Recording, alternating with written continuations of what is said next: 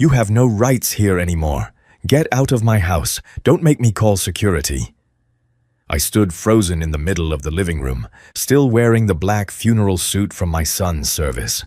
The coffin had been lowered into the ground less than 3 hours ago, and the person who said that was my daughter-in-law, Rachel. I didn't argue or beg. I quietly bent down, picked up my car keys, and did something she would never have expected. "Where are you listening to this story from? What city? What state? Leave a comment so I'll know how far the story of an old man like me has traveled. And if you've ever been looked down on, pushed aside, or treated like you don't belong in your own family, hit the like button so this story can reach others who are silently enduring the same. My name is Donald. I'm 71 years old." And that afternoon, standing in the grand living room with its high ceilings and glass doors facing the quiet lake, I had just lost the only reason I still had to wake up every morning. My son, Michael, was gone. A rare cancer. The doctors called it aggressive and unforgiving. I just called it a thief. It took pieces of my son away, day after day, hour after hour, until all that was left was a frail body lying still on a hospital bed we had placed in this very living room. Michael didn't want to die in a hospital. He said he wanted to see the water every morning, to hear birds instead of machines. I stayed here for the last 6 months of his life, sleeping on a folding cot in the study, waking up every time he coughed or called my name in half-conscious murmurs. I sold my small house in suburban Ohio, the one my wife and I had lived in for over 40 years.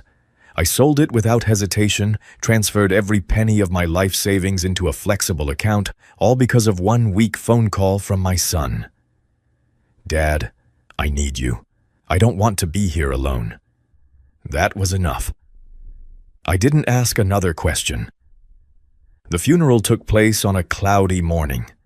The cemetery sat on a low hill, the wind rustling through rows of old oak trees, making a dry, whispering sound. I stood there with my hands clasped together, my back more bent than I'd realized. People came up one by one, shaking my hand, saying the things people always say at funerals. "He's in a better place now. At least he's not in pain anymore." I nodded out of habit. I couldn't really hear them. My ears buzzed. I only looked at the photo of Michael on the wooden stand, his familiar face now distant enough to break my heart. Rachel stood a short distance away. She was dressed head to toe in black, perfectly fitted dress, neatly brushed hair, flawless makeup without a single smudge. I tried to find even a hint of sorrow in her eyes, a redness, a trembling lip. Nothing. She looked like she was attending a formal gala, not burying her husband. When it was over, people left one by one. I thought I would stay a while in that house, the place I'd lived in for half a year, where the smell of medicine still lingered in the air, where Michael's favorite glass of water still sat by the window.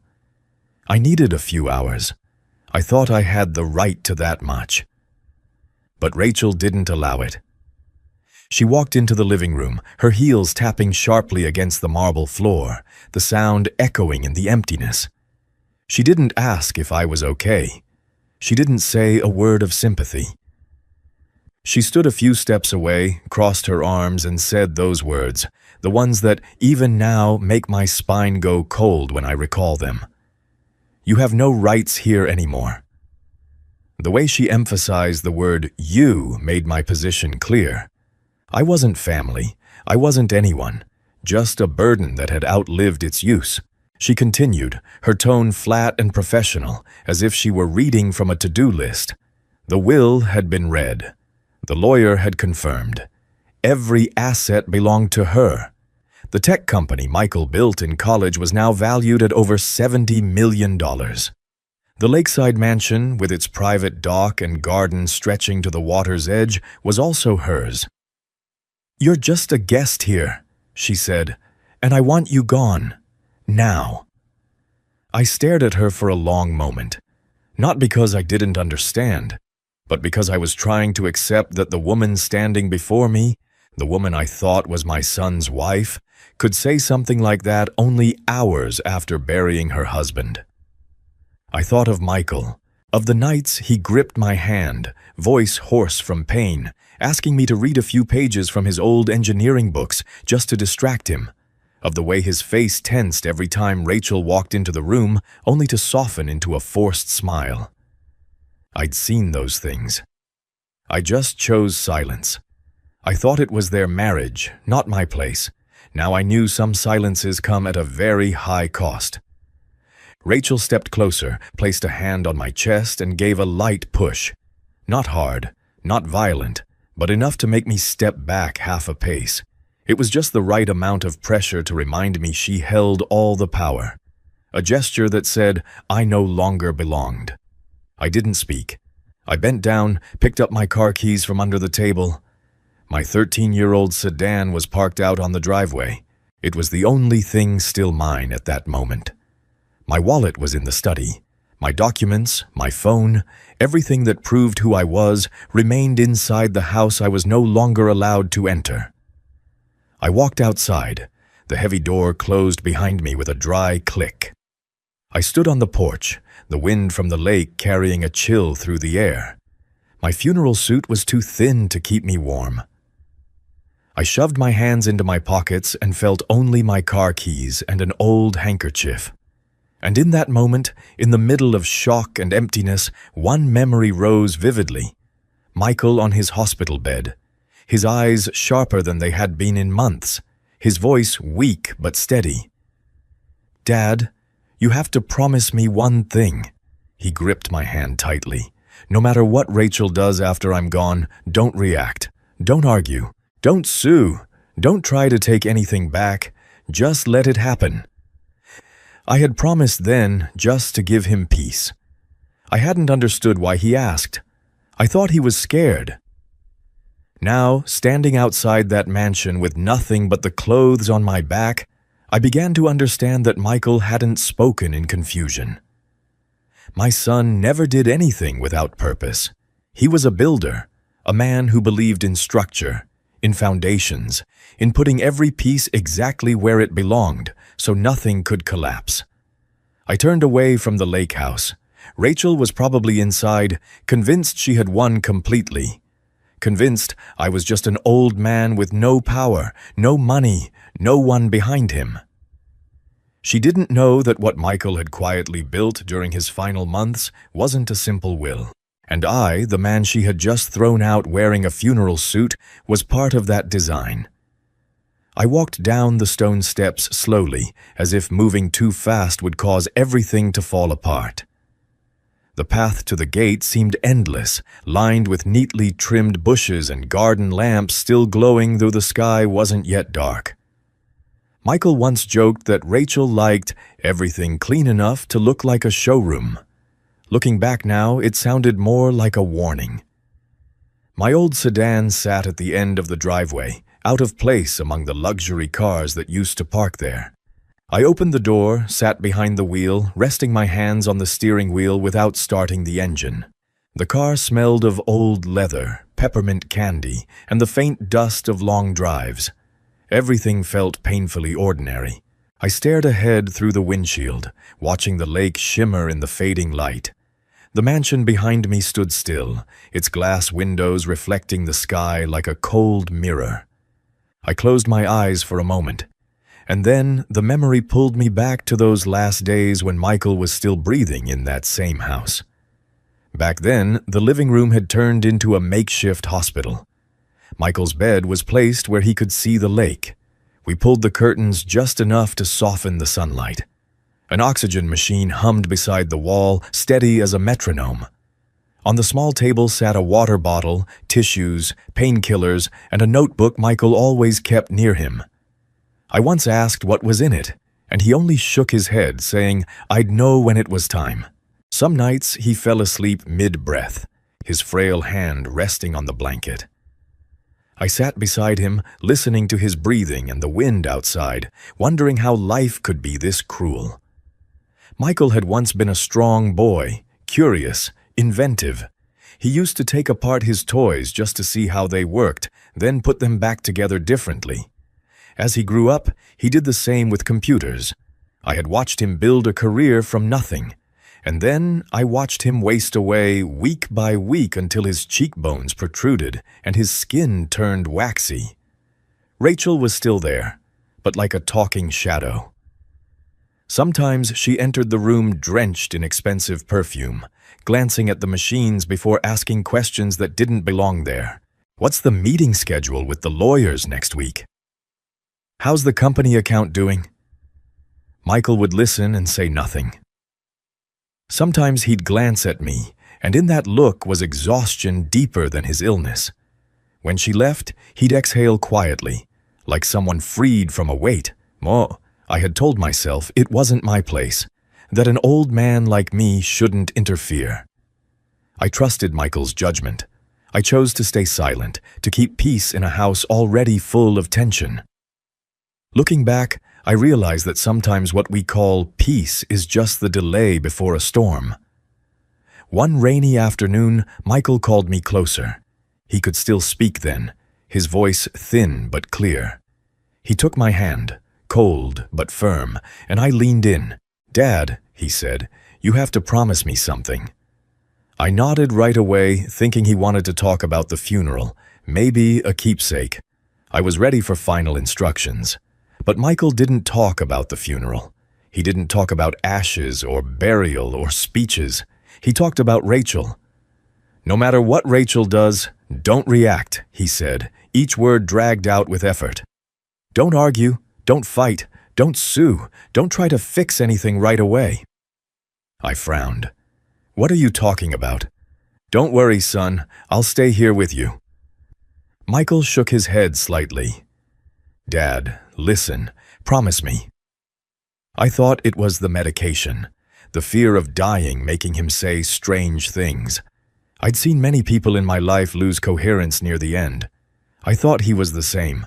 I wanted to reassure him, tell him everything would be fine, that Rachel, no matter what, was still his wife and would handle things properly.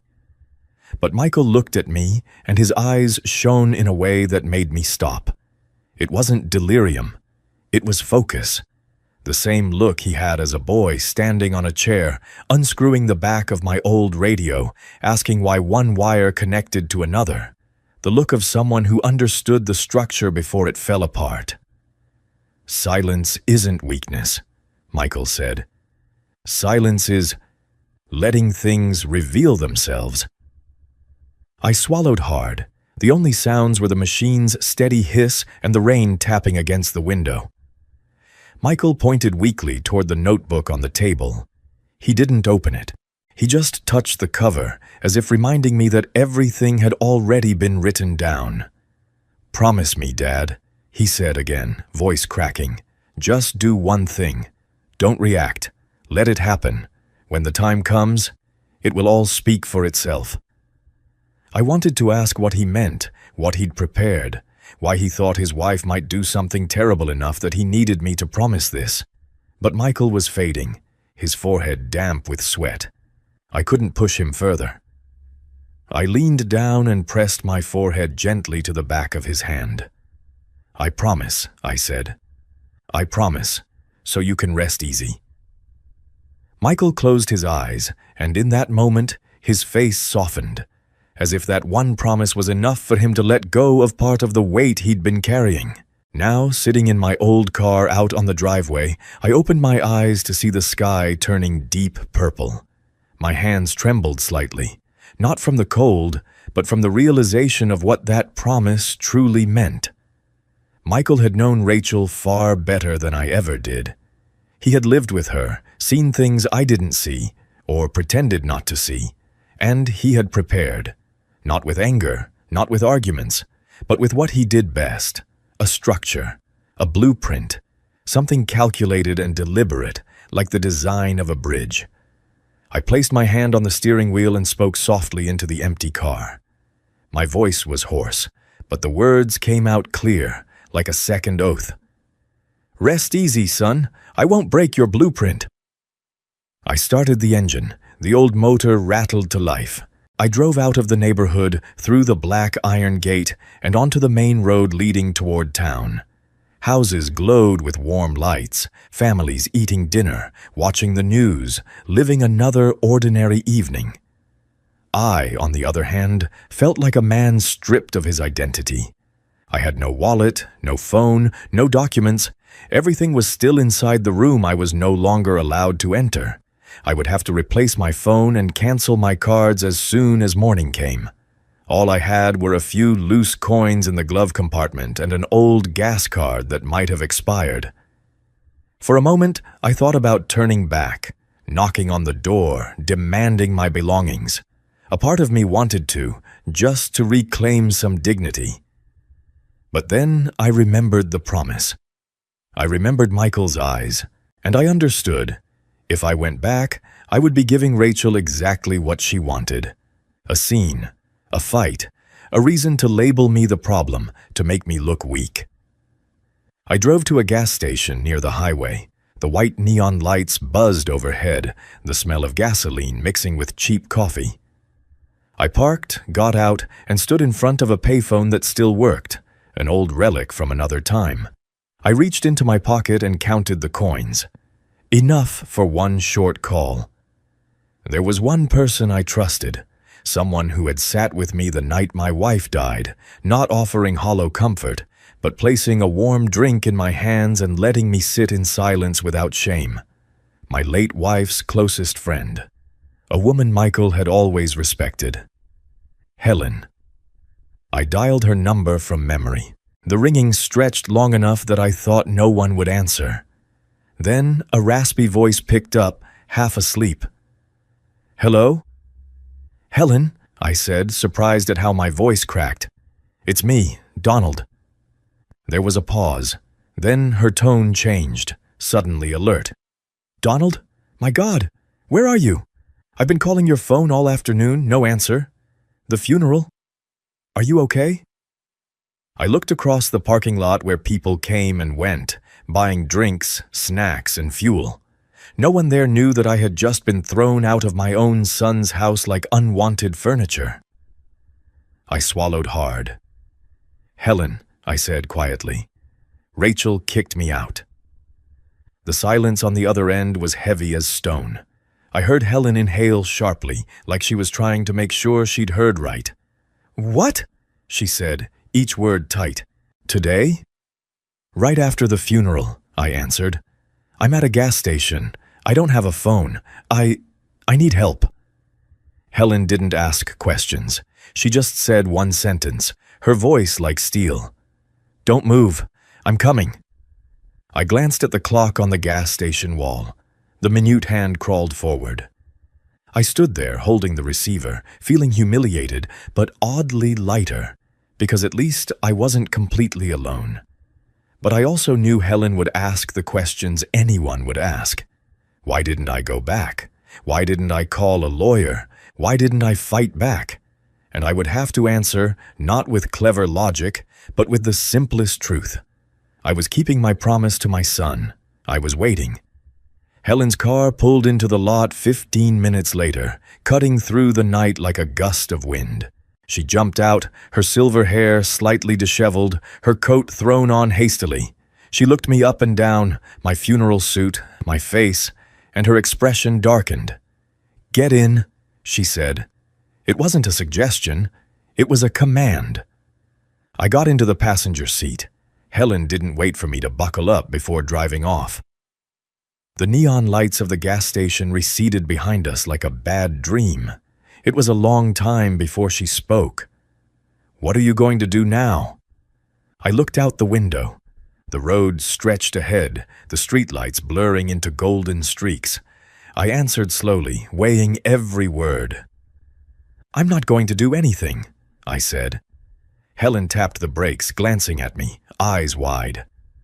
"What did you just say?" "I'm not going to react," I repeated. "I'm going to wait." Helen let out a short, sharp laugh, without any amusement. "Wait for what? For her to sell everything? To drag your name through the mud? To turn you into a homeless man for real?" I didn't look at her.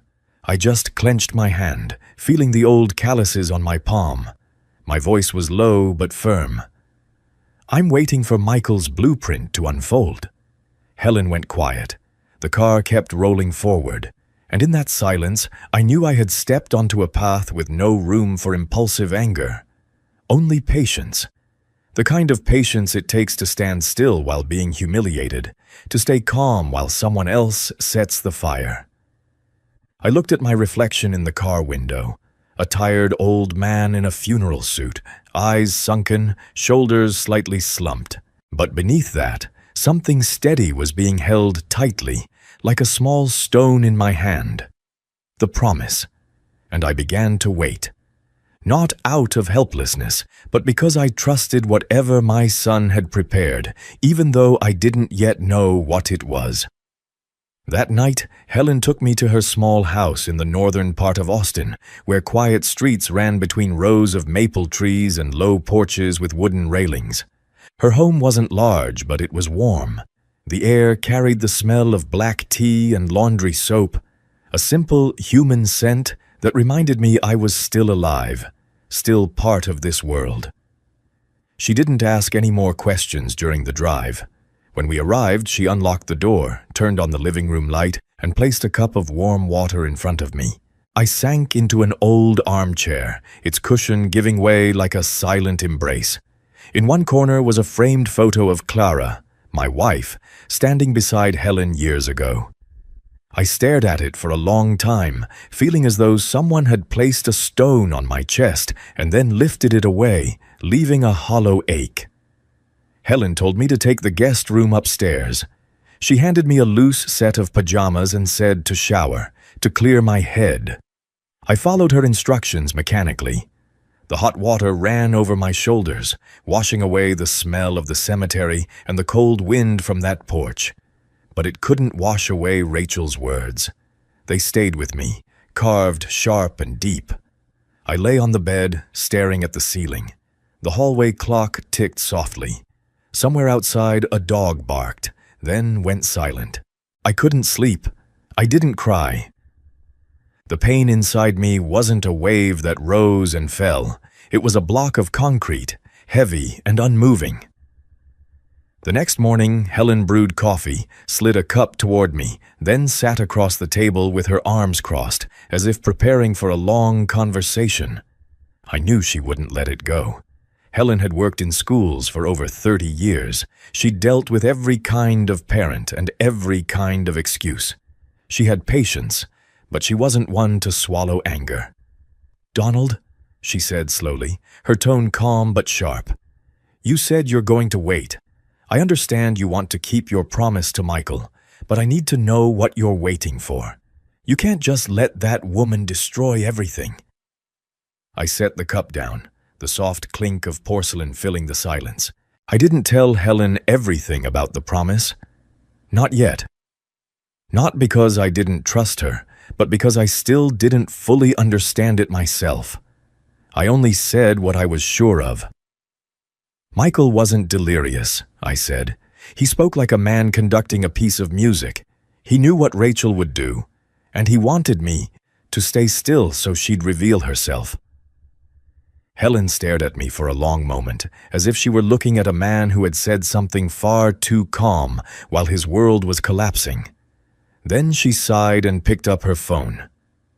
"All right," she said. "If you're going to stay silent, then at least we'll watch what she's doing. I'll keep an eye on her." Helen wasn't big on social media, but she knew her way around it. She had the kind of curiosity only teachers have, the kind that studies patterns, not words. She opened her laptop and typed in Rachel's name. Within a minute, Rachel's profile appeared. The photo showed her tilting her head slightly, hair curled around her shoulders, eyes gazing off into the distance like a woman stepping into a new dawn. Helen scoffed. "She's got a whole team handling her image." I said nothing. I just watched the screen. For a few seconds, I still hoped to see a post about Michael. Something about loss, grief, memory. I know it sounds naive, but part of me thought she might at least pretend to mourn. What I saw instead felt like being yanked out of a dream. The newest post was a photo of Rachel standing beside a bright sports car, sleek, shiny, the kind you buy to be seen in. She wore a short dress and a leather jacket, holding a wine glass, smiling wide. The caption hit like a slap. "A new chapter of my life, free and rich." I heard Helen curse under her breath, sharp and bitter. She turned to me, expecting me to explode. But I didn't. I just felt a cold stillness spreading down my spine. Strangely, I wasn't even offended by her words anymore. The worst offense had already happened yesterday on that porch. This was just confirmation. Rachel wasn't grieving. She was celebrating. Helen scrolled down. The next posts appeared like a string of fireworks set off in someone else's house. A lakeside party. A long, white-covered table, wine glasses sparkling, string lights hanging across the patio. Faces I didn't recognize. Young men in open-collar shirts, women laughing, phones in hand. Rachel stood in the center, queen of her new kingdom. Another photo showed the corner of the living room where Michael's hospital bed had been. Now it held a new couch, decorative pillows, and a bottle of champagne on the table like a declaration. I remembered that exact spot. The last morning, Michael had enough strength to smile when sunlight hit the glass. Seeing it turned into a stage for parties, the pain stabbed sharp, but didn't boil into rage. It was a wound pressed, not reopened. I noted it. I swallowed it. I let it sit quietly inside me like a shard of metal. Helen moved to another post. Rachel had uploaded a story, a short video sweeping across Michael's old study, the dark wooden shelves lined with his engineering books, rolled-up blueprints, the desk he once called the desk of my youth. And over the video the caption read, "Estate sale coming soon." Helen gasped. "Oh my God!" She clicked again, digging deeper. Within an hour, we found an online listing. Rachel had posted a long catalog of items. The desk, the leather chair, the old computer, the wall clock, framed artwork, even personal things. I spotted a wristwatch Michael used to wear when he first started his company. I'd given it to him to celebrate his first big contract. He'd kept it as a symbol. Now it sat on a list with a cold price tag beside it. Helen looked at me, waiting for a reaction. I exhaled slowly. "She's selling memories," Helen said, voice trembling. "She's selling Michael like she's clearing out an empty room." I nodded. "Yeah." "You're not angry?" she asked, disbelief edging her tone. I looked at her. I wanted to say I was angry, that it hurt so much I didn't even know where the pain lived anymore. But I didn't want emotion to make me break my promise. "I'm angry," I said quietly. "But I won't let anger drive me." Helen didn't respond. I saw her eyes glisten before she turned away, pretending to adjust something on the screen. The days that followed passed in an odd rhythm. I stayed in the guest room, waking early, walking around the neighborhood, then sitting at the kitchen table with a newspaper. Helen played watchdog, checking every evening to update me on Rachel's next move. "She bought another purse," Helen said one day, sarcasm in her voice. "That thing probably costs as much as a year of electricity." "Another party tonight," she said another time. "There's a DJ flashing lights. That house is a nightclub now." "She posted a photo with some young guy," Helen said, slamming her hand on the table. "How long has it even been since the funeral? He's not even cold." Helen kept boiling and cooling, struggling not to explode in front of me. I knew she was furious at my restraint, but she also refused to abandon me. She despised Rachel, but she stayed. For me, for Clara, for Michael. I listened the way an engineer listens to a report about a structure's settlement. Not to feel satisfied, but to understand how the foundation is bearing the load. Rachel was spending money. Fast. As if those numbers were water flowing endlessly from a faucet. But each day I began to see something more clearly. She was performing wealth, and people who perform wealth rarely survive the moment the spotlight goes out. I'd spent my life working with plans. I knew the difference between value on paper and money in hand.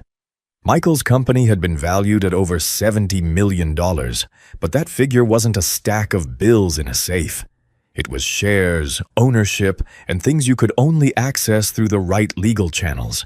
Rachel could flaunt a new car, but what paid for that car? Credit cards, loans, rash decisions. She could throw parties, but parties don't pay for themselves. I didn't need access to her bank account. I only needed to understand her pattern. And Rachel's pattern was to spend to prove something, not because she could afford to. One evening, while Helen was washing dishes, I sat at the kitchen table and opened the old envelope I'd carried in my funeral suit pocket. Inside was a copy of the transfer receipt I'd signed when I sold my house. 15 years ago, I thought that money would carry me through a peaceful old age. But then Michael called. I poured every cent into standing by him and into what my son said was necessary to secure the company's future. I didn't regret it, not for Michael, but I started reorganizing the sacrifices I'd made, like restacking materials to measure their load again. I remembered every figure, every signature. I remembered my hand trembling slightly when I signed the sale contract, not out of hesitation, but because I knew it marked the end of an old life. Helen dried her hands and walked over. She saw me looking at the paper but didn't ask. She just sat across from me. "Are you recalculating everything?" she asked softly. I nodded. I need to remember exactly what I gave Michael. Helen's expression softened. "You think he arranged everything, don't you?" I stayed silent for a few seconds. I didn't want to speak before I was sure. But deep down, I felt something growing clearer, the way you can hear metal speak when you stand beneath a bridge. The structure was moving, and Rachel, in her haste, was pushing the weight higher without seeing the weak points. "Michael didn't do things halfway," I said finally. "He didn't want me arguing with Rachel. He wanted me to watch." Helen exhaled.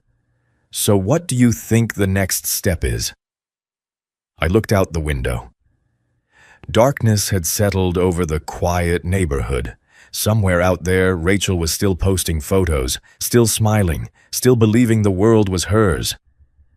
"I don't know exactly," I said honestly, "but I know she's about to run into something small. So small she'll think it doesn't matter at first." Helen frowned. "Small like what?" I shook my head. I couldn't say, not until I'd touched it myself. But in my mind, the memory of Michael's small notebook surfaced again. The way he had placed his hand on it, as if pressing the core of a blueprint. I looked at Helen and spoke slowly, each word laid down like a brick on solid ground. "She's going to look for something," I said. "Something tiny. But when she can't find it, every illusion will start to crack." Helen sat still, like someone listening to a forecast for a storm that hadn't yet arrived. She didn't fully understand, but she could feel what I was holding on to. I stood up, went to the guest room, and closed the door. In the dark, I lay down with my eyes open, listening to the hallway clock ticking. I didn't know when Rachel would notice. I only knew it would be soon. And when that moment came, she would finally realize that the wealth she'd been flaunting was just a glossy wall. One tiny crack, and the whole surface would peel away, revealing what was underneath.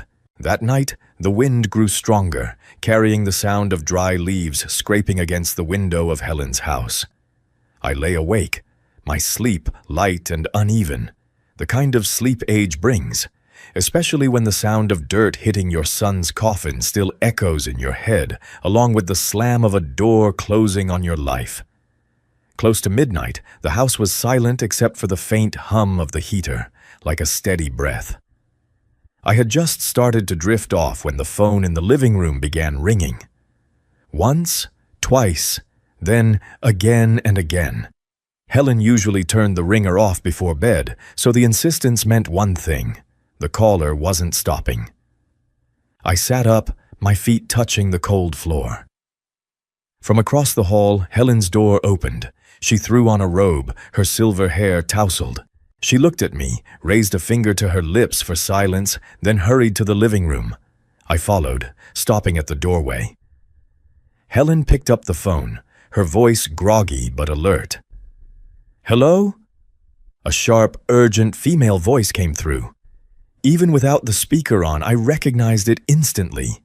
That cold edge, like a blade sliding over glass. Rachel. Helen turned toward me, eyes wide. She didn't cover the receiver, just lowered her voice. "It's Rachel." I wasn't surprised. I'd been waiting for this call, though I hadn't expected it so soon. I stepped forward and reached out my hand.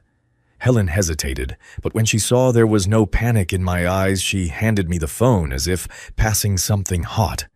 I brought it to my ear. "Hello?" A sharp breath on the line. No greeting, no preamble. "Donald," Rachel said, her tone that of a boss giving orders. "Where are you?"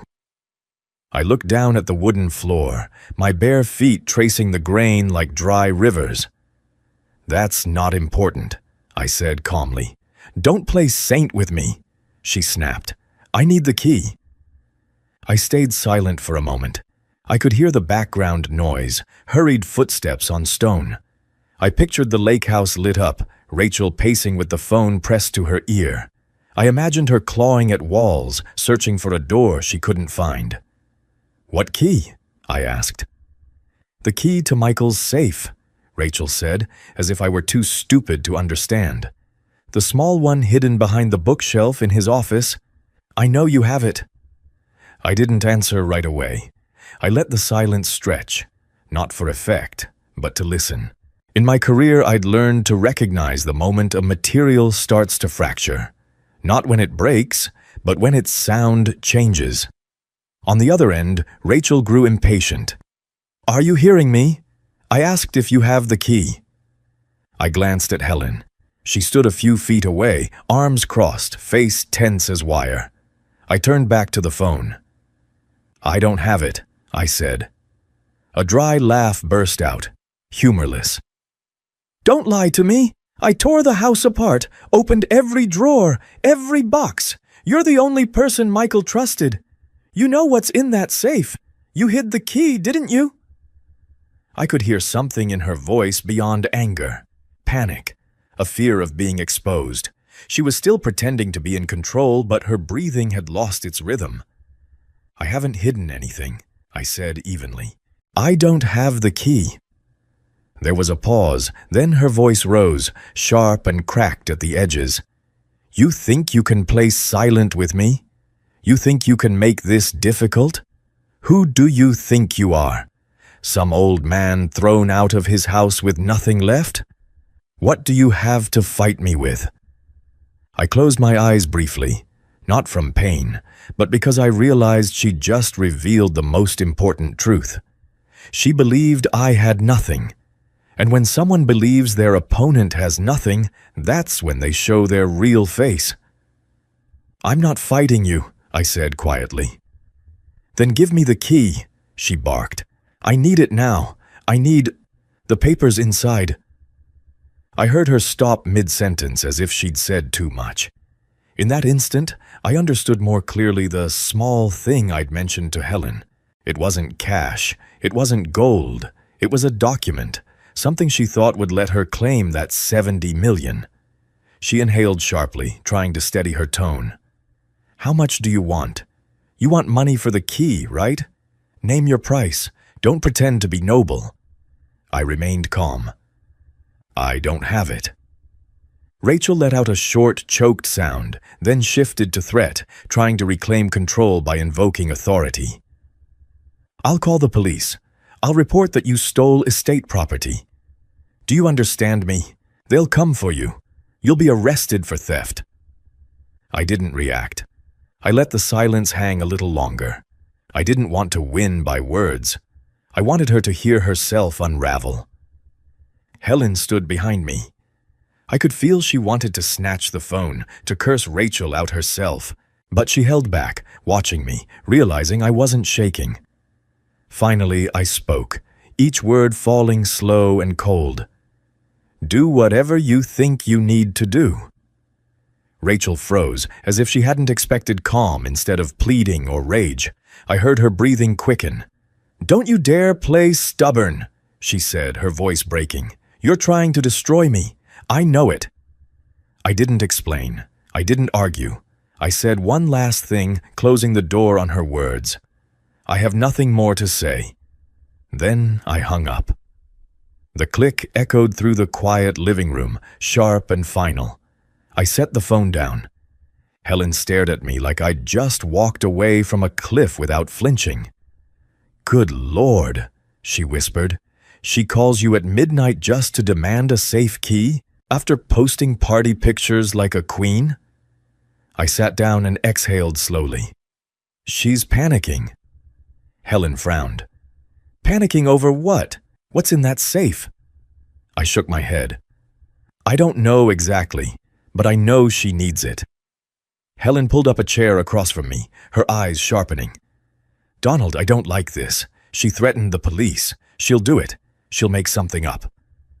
"I know," I said. Helen looked at me, trying to understand why I was still so calm. I didn't answer out loud. I stood, walked to my room, and knelt beside the old suitcase by the bed. Its corners were worn, the brown leather faded, the zipper stuck halfway. I opened it and reached into the lining where I used to hide important papers after selling my house and moving in with Michael. My fingers brushed against a stiff piece of paper. I pulled it out. A business card. I had nearly forgotten about it, like a man forgetting he has a spare key tucked in a toolbox. The card was ivory white, the text printed in plain black. The name of a law firm I'd never heard before, Caldwell and Pierce. Below it, a phone number and an address in Austin, not in the flashy downtown area, but in a quieter district. 6 months earlier, on a rainy afternoon, Michael had handed me that card while Rachel was out. He placed it in my hand, his eyes steady, his voice weak but serious. "If one day you realize things aren't what they seem," Michael said, "call this number. Don't call anyone else. Don't talk to anyone from the company. Just this number." I'd tucked it away without question. At the time, I thought he just wanted me to have legal protection. I didn't realize he'd built an entire structure around that small piece of paper. I carried the card into the living room. Helen saw it and her eyes widened. "What's that?" she asked. "Michael gave me this," I said. Helen leaned closer, reading. "Caldwell and Pierce. Never heard of them." "Neither have I," I replied. Helen looked from me to the phone. "You're not calling them now, are you? At this hour?" I glanced at the clock. Past midnight. The night was deep, but inside me, something was clear. Rachel's call wasn't random. It was a signal. A knock on a door Michael had left for me to open. "I'm calling," I said. Helen started to protest, then stopped. She straightened her back as if preparing to hear a verdict. I picked up the receiver and dialed the number. The ringing began. Once, twice. I thought no one would answer. But on the third ring, a clear, alert female voice came through as if she had been waiting. "Caldwell and Pierce Law Office." I swallowed hard. "This is Donald. Donald Whitman. I'm calling about Michael." There was a brief pause, like the sound of a page being turned. Then the woman's tone changed, still calm, but with a cold certainty. "Mr. Whitman," she said, "we've been expecting your call." I looked at Helen. She was staring back at me, her eyes wide, as if a hidden door had just opened in the middle of a familiar room. I gripped the receiver tighter. Inside me, a piece of Michael's blueprint had just revealed itself. And I knew that from this moment, my waiting was no longer about endurance. It was becoming action. The woman's voice on the line carried no trace of sleep. It sounded like she was sitting in a brightly lit office in the middle of the night. "Mr. Whitman, are you in a safe place?" she asked firmly. "I'm at a friend's house," I said. "Helen." "Good. I'm the on-call assistant. I'll transfer you to attorney Margaret Cole. She'll meet with you tomorrow morning at 8:30. I'll send the address to this number. Can you make it? I looked at Helen. She nodded, her lips pressed together. Yes, I said. The call ended cleanly. No unnecessary words. No questions about why or how I had been thrown out. Only the sense that I had just stepped into a hallway Michael had built long ago, where someone was waiting, lamp in hand, for the right person to arrive. I slept a little, but not deeply. In my dreams, I saw Michael standing beside a work table, spreading out technical drawings, the way I used to teach him about load-bearing forces. He didn't speak. He just looked at me and nodded, reminding me to do my part. The next morning was cold, the sky a pale gray. Helen drove. She didn't say much, her hands gripping the wheel. As we passed the office buildings downtown, I felt like a man heading into a meeting without knowing if the news ahead was good or bad, only that this was the road Michael had mapped. Caldwell and Pierce's office was in an old red brick building, not tall, no flashy sign. A small metal plaque hung by the entrance, simple lettering, nothing decorative. Inside, the waiting area was spotless and quiet. No perfume, only the scent of paper and polished wood. I liked that kind of quiet. It felt like a well-run work site where everything was in order and everyone knew their job. Cool. A young assistant led me to a small meeting room. A few minutes later, the door opened and a woman entered. I guessed she was in her 40s, dark brown hair neatly pinned, eyes sharp like someone who could see through data sheets. She wore a dark suit, minimal jewelry, moved with confidence but no rush. "Mr. Donald Whitman," she said, extending her hand. "I'm Margaret Cole." I shook her hand. It was dry, firm, without pity. I waited for a phrase like, "I'm sorry for your loss." But she didn't say it. She sat down, placed a thin folder on the table as precisely as laying a blueprint flat. "Phase 1 is complete," she said calmly. My throat tightened, not from emotion, but because those words sounded exactly like Michael's voice marking progress on a project. I inhaled, steadying my tone. "What was Phase 1? I asked. Margaret didn't waste time. "Rachel removing you from the house. That was the expected reaction. The clearest proof of intent." I looked down at the table. Part of me wanted to argue that my daughter-in-law wasn't a technical condition. But I understood that Margaret was speaking Michael's language, the language of structure, of planning. She opened the folder. "I'll be direct. The will you heard read was only the visible portion. It's real, legal, and intentionally designed for Rachel to see, to believe, and to act on instinct." I looked up. "You mean she really inherited everything?" "Yes," Margaret replied. "By the will, she inherited the lake house and all of Michael's shares in the tech company he founded, valued at over $70 million. I felt my heart hit once, not because of the number, but because of its cold precision. A visible layer, a decoy. Margaret turned the page. "But that entire estate isn't free. It's managed by a living trust. Michael created it early and spent his last 6 months revising every clause like a load-bearing design." Helen wasn't in the room, but I could almost hear her voice in my head, swearing in anger. I swallowed.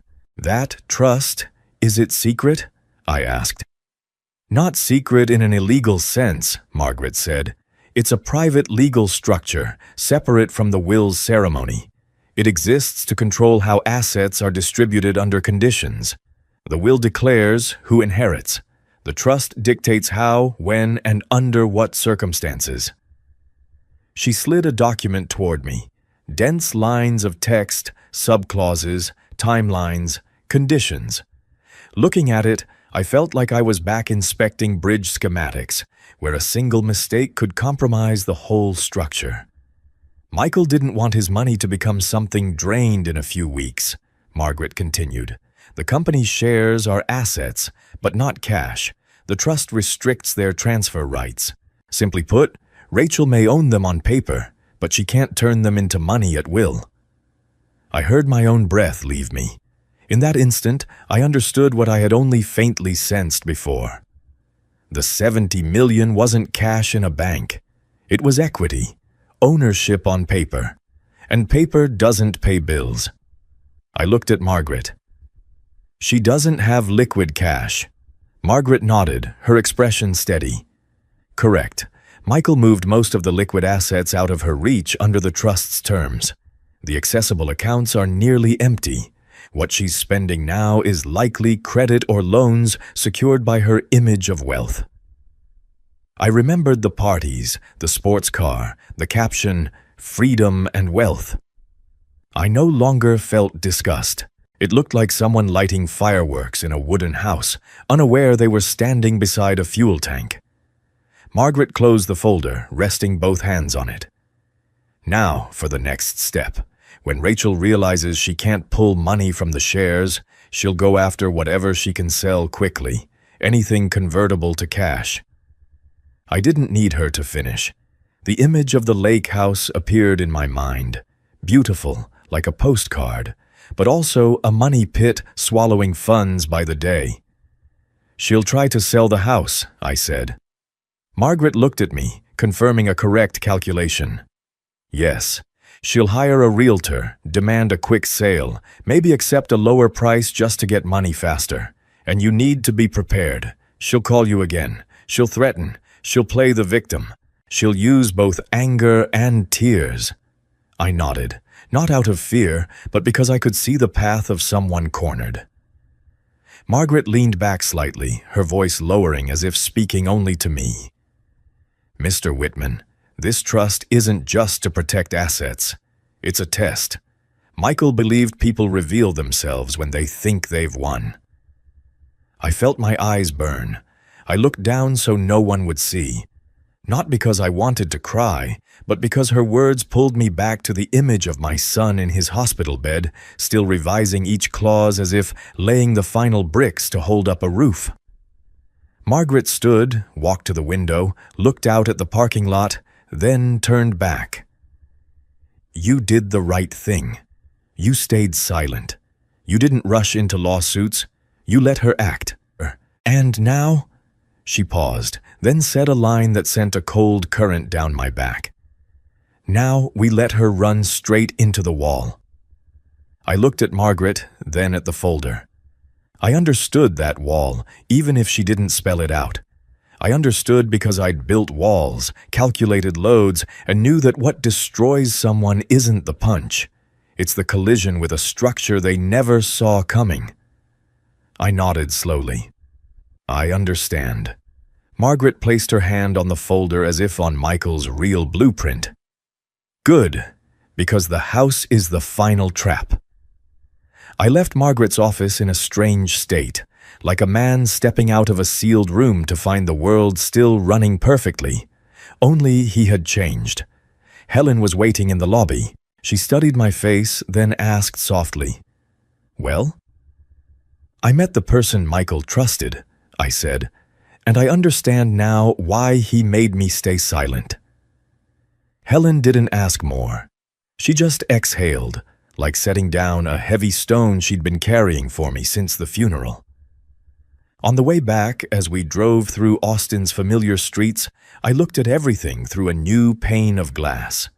I saw the bank ads, the mirrored towers, young people hurrying down sidewalks, and I thought of Rachel burning through money like paper, while the real money was never in her hands. We hadn't even reached Helen's house when her phone buzzed. She looked at the screen, then at me. "A friend of mine works at a private bank near Lake Travis," she said. "She just texted." I sat up. Helen read aloud, her voice low but clear. "She's here. Dressed in white. Designer bag, demanding to see the manager." I said nothing. I just looked out the car window, watching the pale blue sky and thin drifting clouds. It felt like the gears Michael had fitted together were starting to turn, and all I had to do was stay in place. Back at Helen's house, she brewed coffee. She didn't drink it right away, just held the warm cup in both hands, staring at her phone as if waiting for another message. Near noon, the second text came. Helen laughed, not with joy, but the kind of laugh you make when arrogance hits its wall. She asked for a transfer, Helen said. She said, start with $5 million, as if it were pocket change. I closed my eyes briefly, picturing it. Rachel sitting upright in a leather chair, her nails tapping on the desk, smiling confidently. She probably thought signing a form would make money flow like water. Helen looked at me and continued. The branch manager opened her file and went silent. My friend said his face went pale. I heard the faint clink of my spoon against the cup in my hand. Such a small sound, yet in my ears it was like metal touching steel, signaling a structure reaching its limit. Helen read the next line. The bank said the cash account is nearly empty. They couldn't transfer $5 million, couldn't even transfer $5,000. I opened my eyes. There was no satisfaction inside me, just a precise calm, like measuring a steel beam and finding the numbers exactly as expected. Helen set down her cup, her tone sharp. She must be losing her mind. The third message arrived moments later, as if the banker was still stunned. Helen read it, enunciating each word like narrating a film scene. She stood up, slammed the desk, yelled, "I'm his wife." I didn't flinch. I just exhaled slowly. A sentence like that, in a private bank where everything runs on rules and numbers, was like punching a concrete wall and expecting the wall to apologize. Helen continued. The manager, polite as possible, told her the will had been executed. She's the beneficiary, but inheriting doesn't mean immediate access to cash. Assets are shares, ownership rights, not money in a checking account. I looked down at my hands, wrinkled skin, raised veins. These hands once held Michael's blueprints when he was a boy taking apart toys to see how they worked. I felt a deep ache, not for Rachel, but for Michael, for how my son had to build all of this while his body was being eaten away by illness. He had fought disease and greed at the same time, and he had understood both too well. Helen sat down across from me. "Donald," she said slowly, "she's not going to stop. She'll look for someone to blame." "I know," I replied. And she was right. The next message came in early afternoon. Rachel had left the bank not in one of her usual public fits of rage, but in a frightened silence. Helen read the last line aloud. She went straight to the executor's office. She screamed his name in the lobby. As I listened, everything began to click together like puzzle pieces. The executor, the words spoken at the funeral, the 70 million. Rachel would cling to that like a lifeline because she needed someone to hit instead of facing the truth that what she held was only paper. Helen paced the living room, her steps heavy. "I hate people like that," she said. "She threw you out like trash, and now she's yelling at someone else because the money isn't flowing the way she imagined." I took a sip of coffee. The bitterness spread across my tongue, but it kept me steady. "She's starting to be afraid," I said. Helen stopped. "And you can still stay calm?" "I don't have anything left to explode for," I said. "If I lose control, I'll destroy my son's blueprint." Helen looked at me, her expression softening slightly, as if she finally understood that my calm wasn't indifference. It was pain shaped into discipline. That evening, Helen turned on the TV, but neither of us watched. We just sat there, waiting. The phone lay on the table between us. I could feel time tightening around Rachel. The lake house wasn't jewelry. It was a machine that ate money. Property taxes, pool maintenance, landscaping, electricity for a mansion. Rachel could pose with a glass of champagne, but the bills didn't care what new chapter she thought she was writing. Around 9 p.m., Helen received another message. She read it, then looked at me as if to confirm what she'd just seen. "She called a realtor," Helen said, "the kind that deals in million-dollar homes. She told her she needed to sell fast. Not the best price, just fast. I nodded slowly. I didn't feel joy. Only the realization that Margaret had been right. When people can't turn stock into money, they start cutting up what they can sell. Helen sat back down, her voice mixed with anger and worry. "So what now, Donald? Once she sells the house, she'll have money. She'll run." I looked out the window. It was completely dark. The streetlights cast long yellow streaks across the glass. I remembered Margaret's words before I left her office. The house was the final trap.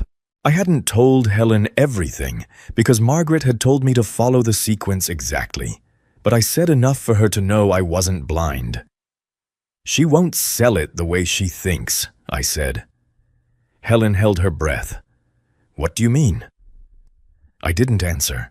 I lifted my coffee cup, feeling the warmth in my palm, and in my mind, the lake house appeared like a massive block of concrete. Rachel was running toward it with the speed of desperation, thinking it was an exit. But for Michael, it was the final load-bearing wall. And when someone runs fast enough without seeing the wall, the impact doesn't need an explosion to make everything collapse. Helen's message about Rachel hiring a high-end realtor kept replaying in my mind like a countdown clock.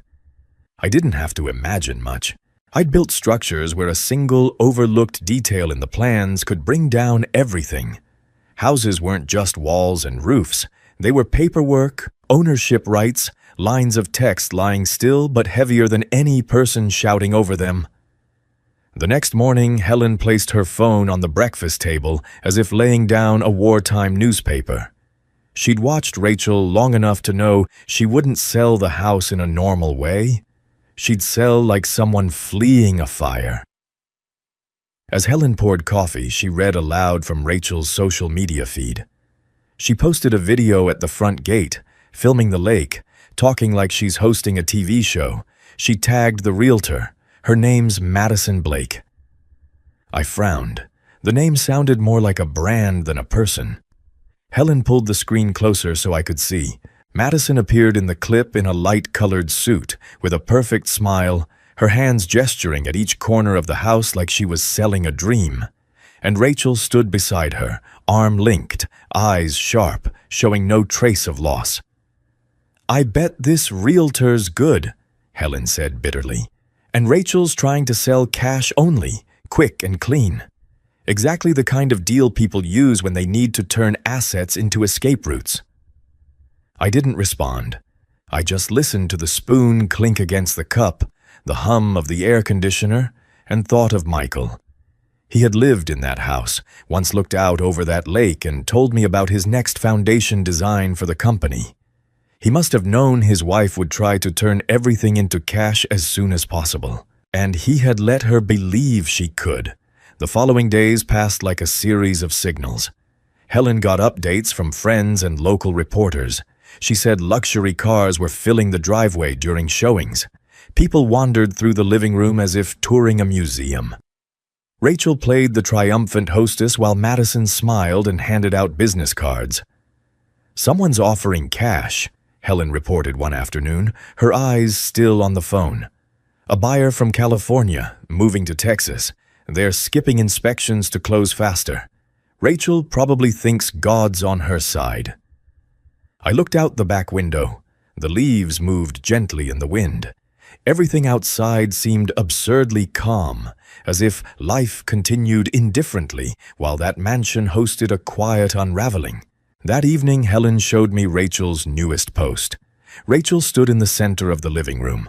Champagne on the table, scented candles, friends dressed to impress, laughing. The camera captured every luxurious detail. The wood staircase, chandelier, and glass doors opening to the lake. Her caption was short and sharp as a blade. "No one can stop me." Helen snorted. "That should be carved on the tombstone of arrogance." I didn't laugh. I looked at that sentence and saw not pride, but fear dressed in gloss. Truly peaceful people don't need to prove to the world that they're unstoppable. I set the phone down and said quietly, "She's just doing her part." Helen frowned. Are you sure? Once she sells, she'll have money. I didn't say she'd get nothing, I replied. I said she won't get what she thinks. Helen wanted to ask more but held back. I knew she didn't yet understand everything. Margaret hadn't told me all the details either, only to keep the sequence, stay patient, and say nothing until the wall served its purpose. A week passed, and then the closing date was set. Helen said Rachel posted again, suitcases, passport, a beach photo in Europe like a promise. She was already living in a future that hadn't arrived. That morning, I woke early. I didn't go out. I sat at Helen's kitchen table, hot coffee in front of me, both hands on the wood. I didn't pray, I just waited. Waited like an engineer awaiting a load test result. Not to see something fail, but to confirm the design was sound. Near noon, Helen got a phone call. She put it on speaker. "All right, Helen," the woman's voice said, quick and clear, like someone who'd just witnessed an accident and was still shaking. "She's at the title company finalizing the sale. Everything was nearly done, but there's a final legal step. They call it a title check. And, God, Helen." Helen gripped the phone. "What happened?" "There's been a discovery," the woman said. "Something in the record no one noticed until they ran the system. It froze the whole office." I looked at Helen. She looked at me. My heart beat slow and heavy. Not the thrill of excitement, more like hearing steel strain under pressure and knowing the decisive moment had come. "What was it?" Helen asked.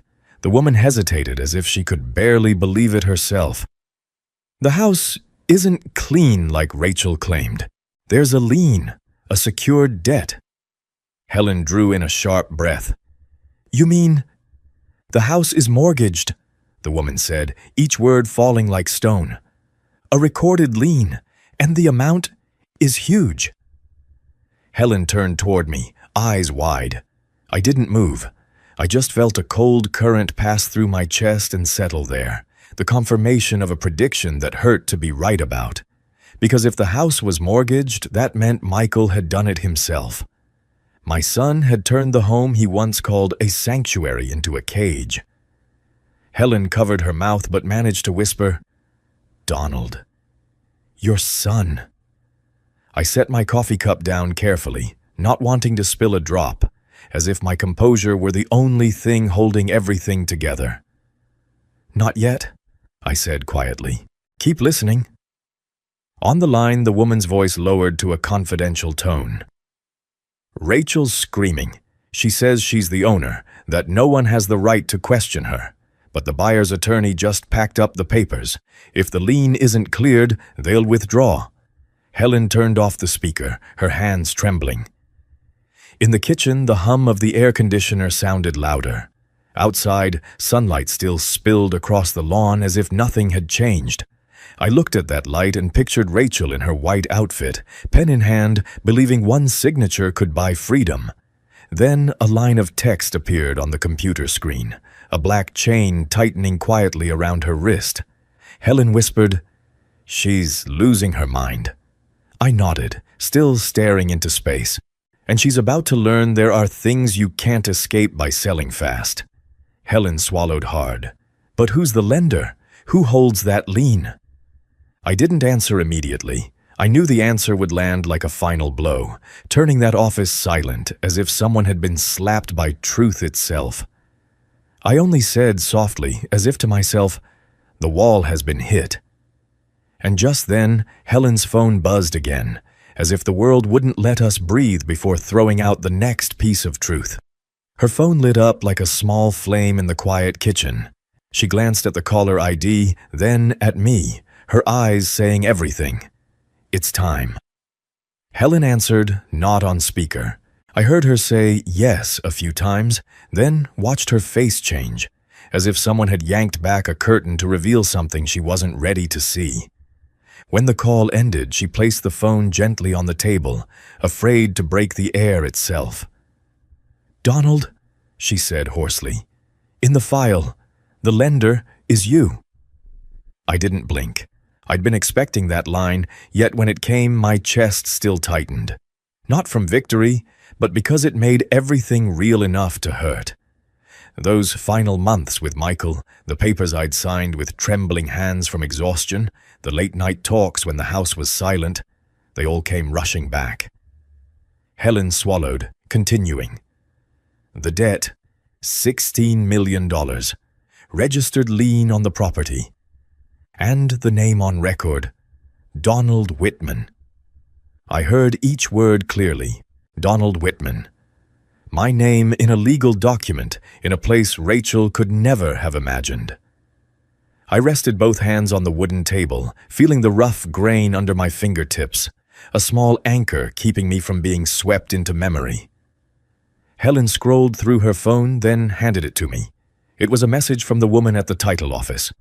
Short, sharp, every word like a needle. The deal is off. Buyer withdrawn. Reason: property not eligible for transfer due to unresolved lien. Creditor: Donald Whitman. I handed the phone back to Helen. She looked at me as if to ask, "When did you do this?" But I knew she was smart enough to realize this wasn't the time to dig. Some answers should only be spoken when people are calm enough to hear them. "How did Rachel react?" I asked. Helen took a deep breath, then exhaled sharply. My friend said she froze, like she'd been slapped. She just kept repeating, "That's impossible." Then turned on the realtor. She screamed at Madison. I closed my eyes for a moment. I could see it clearly, as if standing in the conference room myself, Rachel in her white outfit, a large check in front of her, the cash buyer across the table with that cold, detached look of someone who doesn't play with emotions. Then my name appeared. The same name Rachel had tried to erase from that house by throwing me out its front door. Helen continued, her voice heated with anger. Madison tried to stay calm, but then she said something that shut Rachel up completely. I looked at Helen. What did she say? Helen's eyes gleamed as she recalled it. Madison said, "You don't own the house the way you think you do." That sentence dropped into the kitchen like a coin hitting glass. In my head, it echoed for a long time. Rachel could hold the keys, live in the house, post photos from the balcony, but the ownership she believed was absolute turned out to be just a layer of paint. Underneath were terms, time limits, Michael's signature, and my name locking it all in place. The deal was canceled on the spot, Helen said. The buyer's attorney stood up and packed their files. They said they wouldn't move forward until the lien was cleared. The cash buyer pulled out like pulling a plug. I nodded. The market could be hot, money could move fast, but no one pays $20 million for a house tied up with a $16 million debt. And no one wants to walk into a legal story they don't understand. Helen's eyes reddened. You know what she'll do next, right? She's going to lose it. She'll drag everyone down with her. She's losing control, I said. Helen let out a dry laugh. Not losing, lost. In the days that followed, I didn't need updates to imagine it. Rachel was trapped inside the same house she once flaunted like a trophy. She couldn't sell it, couldn't turn her shares into cash, and the expenses kept ticking like a clock. Taxes, utilities, maintenance, gardeners, insurance. Then there were the self-inflicted ones. New cars, new clothes, parties already thrown, credit card bills that waited for no one. Helen got a few scattered messages. Rachel had screamed at the realtor. She had called the executor's office, threatening to sue. She'd called the bank again, but they just repeated the same line in polite language. Her assets were in stock, not cash. Each night, Helen came into the kitchen with a different expression. No longer just angry for me, now uneasy. The trap was too clean, too precise, built by someone who didn't want revenge through blood or noise, but through structure. I stayed silent. Not the silence of endurance anymore, but the silence of someone standing behind a steel door, hearing fists pound on the other side, knowing that door doesn't open by force. Late one afternoon, as the sunlight softened, Helen was washing dishes when her phone vibrated. I was used to unknown numbers, used to Rachel calling to bark orders. But the moment I picked up, I heard ragged breathing, like someone who'd just run through a storm. "Donald," her voice broke apart. Gone was the cold, cutting tone from that day in the living room. Now it was fragile, trembling, almost unrecognizable. "Donald, please."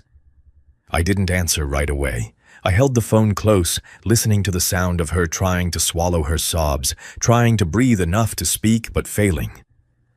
"Donald, they said your name's on the record," Rachel cried. "They said I can't sell. I don't understand. Michael didn't have debts. This must be a mistake." I looked at Helen. She stood frozen by the sink, hands wet, eyes wide. She couldn't hear Rachel's words, but she could read from my face that what was happening now couldn't be stopped. Rachel's voice grew more frantic. "My cards. They're getting declined. I called the bank. They won't help. I called the realtor. She says there's nothing she can do. I have no one. Donald, I'm begging you." I still didn't answer. I let the silence stretch, not to punish her, but so she could hear her own helplessness echo back. The same woman who once shoved me onto the porch like trash was now saying, "Please," like a child left in the dark. "Donald," Rachel's voice cracked. "I was wrong. I said things I shouldn't have. I'm sorry. I really am. Please, can you sign something? Can you make it go away?" I closed my eyes. In that moment, I didn't see Rachel. I saw Michael, on the hospital bed, eyes still bright, though his skin had gone pale. I heard his voice again. "Dad, don't react." I understood now. It wasn't about swallowing humiliation. It was about letting her pull off her own mask before the decision was made. I opened my eyes and spoke calmly, each word clear. "If you want to talk," I said, "come to Attorney Margaret Cole's office, 10 o'clock tomorrow morning." Rachel hesitated as if she hadn't processed it. "Donald, I can't. You can't just—" "10 o'clock," I repeated. "And bring your lawyer." I heard her inhale sharply, like someone waking from a bad dream. She tried to say something else, but I ended the call. Helen set a towel on the table, her hands still trembling. "You just arranged a meeting with Margaret." I nodded. "It's time." Outside, the sky turned a violet gray. I sat still, like someone who'd weathered the first storm and knew the real one was coming. But I wasn't afraid. Only sad. Sad because if Rachel had chosen another path, Michael wouldn't have had to build such a trap to protect what he loved. And I knew that tomorrow morning, when Rachel walked into that conference room, she wouldn't just face me. She'd face Michael's final design, laid out neatly on the table, cold and beyond negotiation. That night, I barely slept. Not from worry, but because Michael's face kept appearing in my mind from those final days. He had looked at me like I was the only one who could keep the line straight while everything else tilted. I'd told Rachel to meet Margaret, and I knew this wouldn't be a family talk. It would be an inspection. The structure under review wasn't a bridge. It was human nature. At dawn, I woke to the faint light outside. Helen was already up, brewing coffee, a piece of toast untouched on a plate. She leaned against the counter, arms crossed, watching me like someone about to send a man into surgery. "Are you sure?" she asked. "Seeing her. Will you be all right?" I nodded. I've been all right since the day she pushed me out the door. It sounded cold, but the truth was, I'd already survived the worst. Losing Michael stripped away any illusion that family ties could fix themselves. Some people only understand consequences when they're cornered. We arrived early at Margaret's office. The old brick building sat on a quiet street. No flash, no big sign. It was the kind of place where people came to settle real things, not to show status. I walked into the lobby, hearing my footsteps on the stone floor. the low hum of the air conditioning, the smell of paper and polished wood. At my age, I was used to places like this. I just never thought I'd be there to face my son's widow. Margaret was already waiting. She opened the meeting room door and shook my hand firmly. Helen was there too, sitting in the corner like a silent witness. Margaret didn't offer condolences or mention Michael in sentimental terms. She simply handed me a glass of water and said, "You're right on time." I sat down, looking at the long table, the dark wood surface, the high-back leather chairs. Everything was designed to remind people that emotion didn't make decisions here. I waited. Exactly at 10, the door opened. Rachel walked in as if pushed by the wind. I almost didn't recognize her for a second. The woman who once stood in Michael's living room ordering me to get out now looked like a shadow of herself. Her hair was tied back hastily, stray strands falling across her forehead. Her blouse was wrinkled, her eyes red and swollen. Mascara streaked dark down her cheeks. She tried to hold herself straight, but her trembling shoulders betrayed her. Behind her came a young man carrying a sagging briefcase, his cheap gray suit slightly askew. He looked around the room like someone lost in a church, unsure where to stand. I guessed this was the lawyer Rachel could afford, now that her cards were being declined. When she saw me, Rachel blinked rapidly, as if afraid I might disappear. She pulled out a chair and sat across from me. The lawyer sat beside her, opening his folder, his hands shaking as he turned the pages. No one spoke for several seconds. The silence thickened the air. I could see Rachel trying to steady her breathing like someone just pulled from drowning. Finally, she managed to speak, her voice breaking at the end. "Donald!" Her voice cracked, then a sob escaped. She covered her mouth, trying to hide her weakness, but the tears still came. I'm sorry," Rachel said quickly, words tumbling out as if afraid to stop. "I'm sorry for what I said. I wasn't in my right mind." "Michael, everything. I was in pain. She stopped, swallowed hard, then clung to the one excuse she knew best. "I was grieving," she said softly. "I lost control. I made mistakes. I know." I listened, no nodding, no shaking my head. I wasn't here to debate whether grief justified cruelty. I was here to let her speak, to feel where her storm came from and how strong it was. Rachel inhaled shakily and looked straight at me, her eyes wide with both fear and desperation. "You're the only one who can save me," she blurted out, the words slipping like a confession. "I've called everyone. I don't know what to do. I can't sell the house. I can't move the money. Everything's collapsing. Donald, I know. Your name's on the record. I know you can make it go away." That sentence echoed in the room, and I saw the exact moment Rachel lowered herself. She had used every tactic she knew, commands, threats, vanity, tears, and now all that was left was one line. "You're the only one." I didn't answer. I let the silence do its work. The young lawyer beside her tried to regain control. He cleared his throat, glancing from Margaret to me, as if hoping to build a paper wall before everything fell apart. "Ms. Cole, Mr. Whitman," he began, trying for a professional tone. "We're here today to clarify what appears to be a misunderstanding regarding the lien on the property. My client, Mrs. Rachel, believes there may have been an error in the registration." Margaret didn't look at him. She looked straight at Rachel, the way a doctor does before delivering results. Rachel didn't let him finish. She waved him off and turned back to me, her voice rising with panic. "I don't want to go to court," Rachel said. "I don't want to fight. I just want to fix this. Donald, I'll do anything. You want me to move out? I'll move. You want me to give it back? I'll find a way. I just need you to sign and make it disappear. Please, please help me."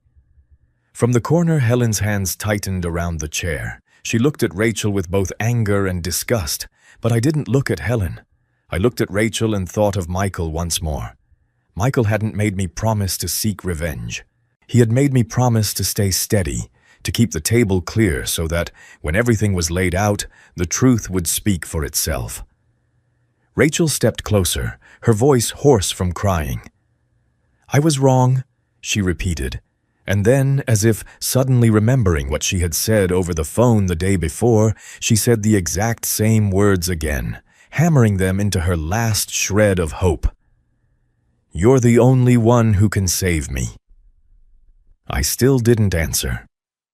Margaret placed a thin folder on the table, perfectly straight, and gently pushed it toward the center. It was a small motion, but in that room it sounded like the first strike of a gavel. "We're going to speak through facts," Margaret said calmly. "Mrs.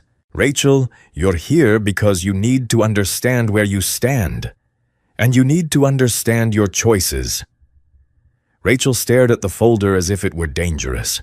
She opened her mouth as though to say something more, but then closed it again. Maybe she had started to realize this wasn't a place where tears could win. I sat up straight, hands on the table. I didn't feel triumphant. I only felt like I had stepped into the intersection Michael had drawn long ago. Everything had led here, and from here there was only one last step. Rachel still thought this meeting was about begging me to help her. She still believed that if I softened, things could return to how they were. She didn't yet understand that the final condition wasn't something that could be erased with a signature. And I knew that once Margaret opened that folder, Rachel would hear a sentence that would make it impossible for her to ever be who she was again. Margaret opened the thin folder in front of her, turned to one page, and stopped. Like someone who knew that once the right fact was placed on the table, everything else would fall into place. She didn't stare at the paper. She looked directly at Rachel. "You came here asking Mr. Whitman to remove a mistake," Margaret said, her tone even, neither accusatory nor gentle. "But you need to understand something right away. There was no mistake." Rachel blinked, her lips trembling. The young lawyer beside her tried to speak, but Margaret lifted one hand slightly. The motion wasn't rude, but it was enough to silence him. "The legal structure Michael left behind isn't in the will," Margaret continued. "The will is only the visible layer, the part you were meant to see so that you'd believe you had everything. The real structure lies in the living trust and the binding asset agreements." Rachel swallowed hard. I was his wife." "Being his wife doesn't change the validity of the contract," Margaret replied, still calm. "Michael left you company shares and the right to reside in the house, but that house was used as collateral for a private loan." Rachel snapped her head toward me. Her eyes demanded an answer, but I gave her none, not even a nod. I just sat there, and it was that silence that scared her more. Margaret slid a document toward Rachel. "This is the loan certificate. The lender is Mr. Donald Whitman. The borrower is Michael's company. The amount is $16 million. The loan was signed while Michael was alive. Complete, legal, and binding. Not a family favor, not a verbal promise, a contract." The young lawyer glanced down, his face going pale. He held the paper as if it were burning hot. "But why would the house be used as collateral?" he stammered. "The house belonged to Mr. Michael, didn't it?" "Yes," Margaret said, "and because he owned it, he had the right to use it as collateral. Mr. Whitman lent a substantial amount, so he required security. Michael agreed. They signed. They registered it.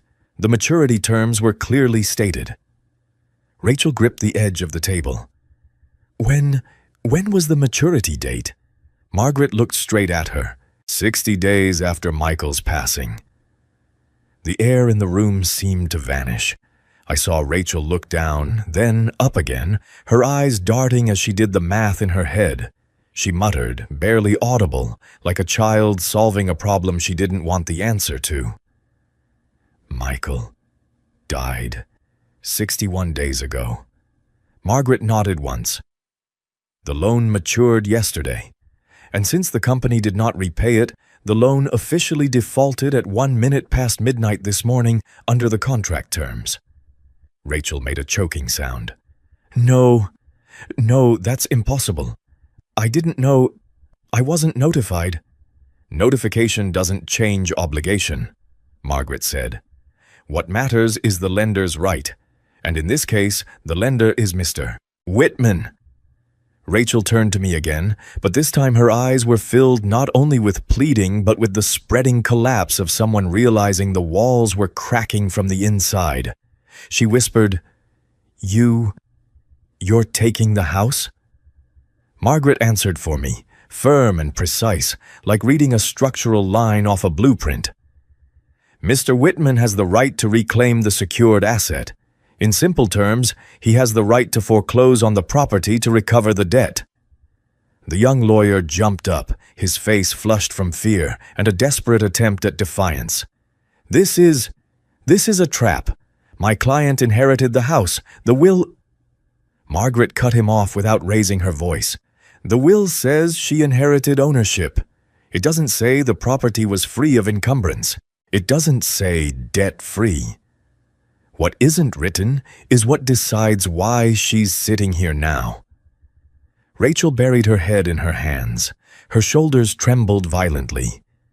Tears poured down, but not the kind meant to gain sympathy. It was the kind that came when someone realized they'd locked themselves inside a windowless room. What have I done? She whispered. I looked at her for a long time. In my mind, I saw the day of the funeral, Rachel standing in front of me, dry-eyed, cold-voiced. She told me I had no place there. She pushed me out of the house like something disposable. If she had stayed silent for just a moment that day, if she had acted like a person truly mourning, everything might have gone differently. When I finally spoke, my voice wasn't cold like when I'd arranged this meeting, nor angry. It was the quiet truth of someone who had nothing left to lose but the memory of his son. If you had behaved like a human being, I said slowly, things would have been different. Rachel lifted her head, her eyes red, her mouth open as if to argue, but no words came. She knew I wasn't insulting her. I was delivering a verdict. Margaret placed another set of papers in front of Rachel, thinner. Now we come to the choices. You have 2 paths. She pointed to each section, clear and precise. Path 1. You file a lawsuit. You can try to prove the contract invalid, drag this into court. But the contract was properly drafted, properly registered, and its terms are clear. If you sue, you'll waste time, pay attorney fees, and still lose the house. You'll leave under court order and with a pile of legal debt. Rachel began trembling again. The young lawyer opened his mouth, then shut it when he met Margaret's eyes. Path 2, Margaret continued. You leave voluntarily. You sign the release relinquishing all rights to the house and the company shares under the trust terms. In return, you receive a one-time payment. Enough to start over. Not much, but real money. And you vacate the house within 48 hours. Rachel stared at the papers like a death sentence. She glanced at her lawyer. He swallowed hard, lowered his head and said quietly, but loud enough for me to hear the panic in his voice, You should choose the second option. Rachel let out a short, broken laugh, which quickly turned into sobs. I thought I had 70 million, Margaret replied without pity. You had a number on paper, but you never had the right to turn it into cash, and you no longer have time to dream. Rachel looked at me one last time. The arrogance, the calculation, all gone. Only emptiness remained, the emptiness of someone cornered by her own doing. She picked up the pen. Her hand shook so badly the tip tapped against the paper. She signed. When she finished, the pen slipped from her hand as if it weighed more than her trembling body. She didn't cry anymore. The tears had dried on her cheeks, leaving faint salt lines. She sat motionless for a few seconds, staring at her signature as if it were a wound she had carved herself. The young lawyer hurried to gather the papers, pretending composure by stacking them neatly, as if he could straighten a shattered life. Margaret stood first. Her voice remained steady, without emphasis, but every word sounded like a lock clicking shut. 48 hours, she said. You'll receive the instructions for transfer. Everything else will be handled according to the trust. Rachel looked at me, her eyes empty like a house already stripped bare. She wanted to say something, maybe another apology, maybe a last attempt at dignity, but her lips only moved soundlessly. Finally, she stood, clutching her purse like a sinking life raft, and walked out of the room without turning back. When the door closed, I realized my back was damp with cold sweat. Not from fear, but because, for one brief moment, I heard Michael's voice in my head, clear as when he lay in that hospital bed. Dad, let her expose herself. I had done exactly that, but doing what's right doesn't mean it feels light. Helen exhaled a long breath, as if she'd been holding it since Rachel walked in. She placed a hand on my shoulder. Are you all right? I nodded. Just tired. Margaret gathered the files. Go home and rest, she said. My office will handle the rest according to procedure. I'll let you know when the repayment is complete and when the transfer is finalized. 2 days later, exactly 48 hours, Rachel left the house. I wasn't there.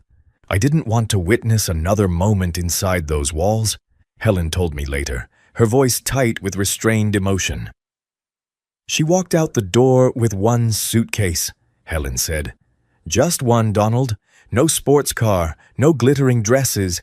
She held the envelope with the check like someone holding hospital discharge papers. I pictured it, and a strange coldness came over me. Some people live entirely through appearances. When that image is stripped away, they're like lamps unplugged, dark instantly, without even a flicker. From the moment Rachel signed, the house and the company shares no longer belonged to her. Everything was transferred into the charitable foundation bearing Michael's name, exactly as he had designed it. Margaret called me one morning, her voice as composed as ever, but I heard something rare in it, professional satisfaction. The money's been repaid, she said. Every cent you lent, not a dollar missing. I sat on Helen's kitchen chair, watching sunlight slip through the curtains, my hand trembling slightly as I set the phone down. For months, I had lived with a quiet fear I couldn't name, the fear that my life's savings, the money I'd gathered by selling my own house, had vanished along with my son's illness. But Michael had returned more than the money. He had returned part of the foundation of my life. Helen pulled me into a hug, the scent of coffee and soap on her shirt. Michael was brilliant, she whispered. He protected you. I closed my eyes. He protected himself too, I said. He didn't let his name turn into something dirty. A few weeks later, Margaret called to say that everything had been transferred. The charitable foundation now officially held the title to the house. Following proper procedure, the house was placed on the market again, this time with a new team of appraisers and brokers. Not the frantic kind of sale Rachel had tried to pull off. Everything was deliberate, clean, and lawful. Helen asked me the question I knew everyone would. Do you want to go back there? After all, it was your son's home. I stayed silent for a while. I could have said yes because it made sense. I could have said no because it hurt. But the truth sat somewhere in between, like a vertical crack you can't seal. I'm not going back to live in that house, I said. There's too much of Michael's breathing in it. If I hear it again, I won't be able to keep living. Helen looked at me, her eyes softening. She understood. Some places stop being homes.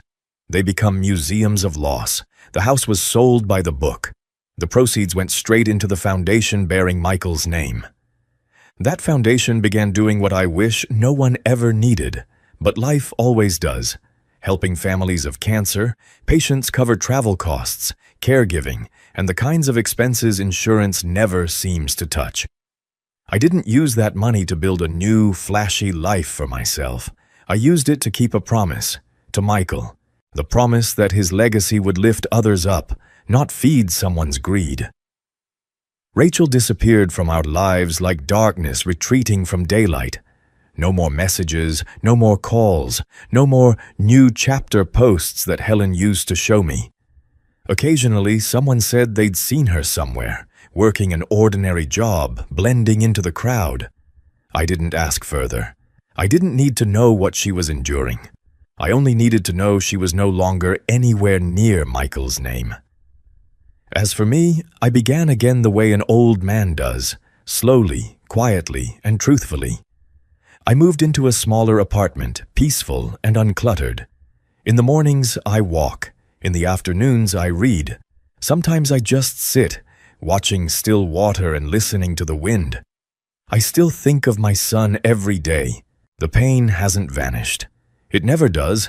It's simply changed shape, becoming part of my internal frame, like a hidden beam that keeps me standing. I kept my promise to him. I didn't destroy Michael's blueprint. I stayed still long enough for the final wall to reveal itself. And when it was all over, I understood something strange. Silence isn't about swallowing humiliation. Silence is the space where truth can stand, clear, solid, and unshakable, like the foundation Michael built for me even after he was gone. I live now in a small apartment near the sea, where mornings come without the rush of traffic. Only the sound of wind through the palms and the steady rhythm of waves like breathing. The place isn't big, the furniture is sparse, but I prefer it that way. At this age, people don't need more to carry. I need space. Space to set my memories down without tripping over noise. Every day, I still think of Michael. The pain of losing a child never fades. There's no switch to turn it off. It just stops clawing at me in the dark. It has become a quiet part of me, like a scar that's healed but never forgotten. Sometimes, while pouring coffee, I remember which cream Michael liked best. Sometimes, walking past a repair shop, I picture him bent over his old college laptop. Those moments still ache, but they no longer crush me. I've learned to let the memories pass through, like waves over sand, leaving foam, then retreating. The foundation in Michael's name runs steadily. I don't manage it like a businessman, but like a father, keeping a promise.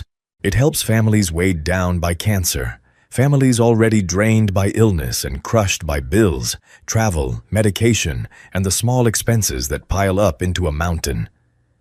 Each time I sign a support grant, I don't feel like I'm doing something grand. I just feel like I'm doing the part Michael would have done if he were still here. I see my son living on, not in a mansion or a balance sheet, but in the breath of someone who can breathe a little easier in their worst moment. I also learned something I never thought I'd learn this painfully. Silence isn't weakness. Silence isn't letting others walk over you. My silence was clarity, the space to see the true structure of things, to avoid being pulled into the chaos of those who crave noise. Justice doesn't need volume. Justice needs timing, evidence, the right person, and the right clause. It needs a solid foundation, not a burst of rage that burns out. The story you just heard is fictional, inspired by real human experiences and meant to offer reflection, moral insight, and emotional depth. It does not encourage imitation or target any individual or organization. I believe that when you're treated unfairly, the best response isn't always to fight back immediately. It's to protect yourself with the law, with clarity, and with people you trust. In real life, if you ever find yourself in a similar situation, seek legal advice early, keep records, preserve evidence, and don't let emotion make your decisions. Don't isolate yourself. Find someone you trust, a friend, an honest attorney, a spiritual anchor, because on your worst days, you'll need somewhere to stand. I didn't win through anger. I won by waiting for the right moment. I take no joy in Rachel's downfall. I only feel that order has been restored, like a bridge reinforced after a fracture. Michael left me more than money. He left me understanding of people, of boundaries, and of how to protect what matters without becoming the one who shouts the loudest. If you found meaning in this story, please subscribe, turn on the notification bell, and share this video with anyone who feels cornered in the dark. Thank you for staying until the very end, and don't miss the next stories, because sometimes your silence is the strongest thing you have.